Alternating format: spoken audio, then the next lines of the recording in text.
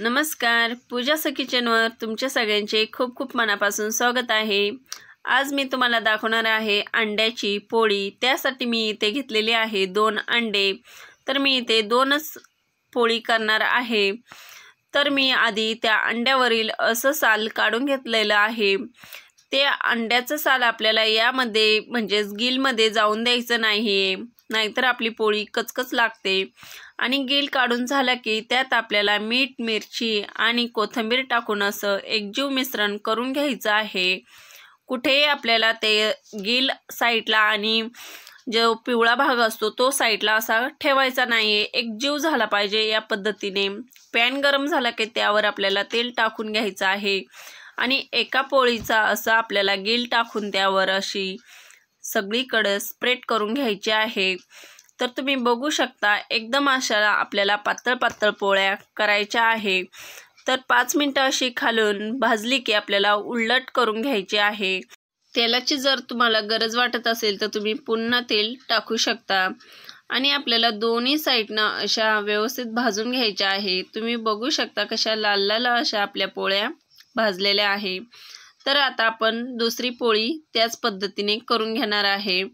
तर मी इथे तेलाचा वापर दुसऱ्या पोळीला केलेला नाहीये, कारण की ऑलरेडी आपला पॅन हा तेलकटच होता। तर मी अशा पद्धतीची दुसरी पोळी म्हणजेच गिल असा टाकून घेतलेला आहे आणि सगळीकडे असा व्यवस्थित स्प्रेड करून घेतलेला आहे। होता होईल ह्या पोळ्या जेवढ्या आपण पातळ केल्या ना तेवढ्या खायला खूप छान लागतात। आणि मी आता इथे वरून तेल टाकून घेतलेलं आहे।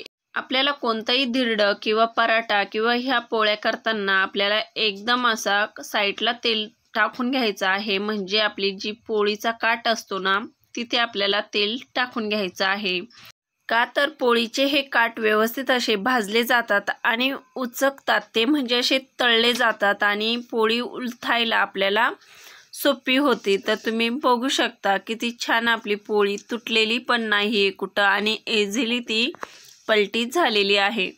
तर या पद्धतीच्या अशा मी 2 अंड्यांच्या 2 पोळ्या करून घेतलेल्या आहे आणि त्या एका स्वच्छ ताटामध्ये काढून घेतलेल्या आहे।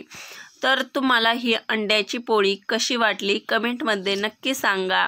आणि ही पोळी तुम्ही डब्यावर पण देऊ शकता आणि यावर मी थोडासा कांदा आणि कोथिंबीर कट करून टाकलेली आहे। तुम्हाला जर अशी रोल करून आवडत असेल तर तुम्ही असा रोल करून पण खाऊ शकतात। माझ्या मुलांना असा रोल करून पोळी खूप आवडते, त्यामुळे मी त्यांना रोल करूनच दिली होती। यासोबत तुम्ही टॅमॅटो केचप पण खाऊ शकता। अशाच मराठमोळी रेसिपी बघण्यासाठी माझ्या चॅनलला लगेच सबस्क्राईब करा आणि अशाच मराठमोळी रेसिपींचा आस्वाद घेत राहा।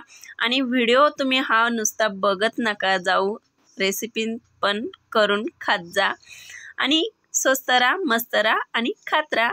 थँक्यू।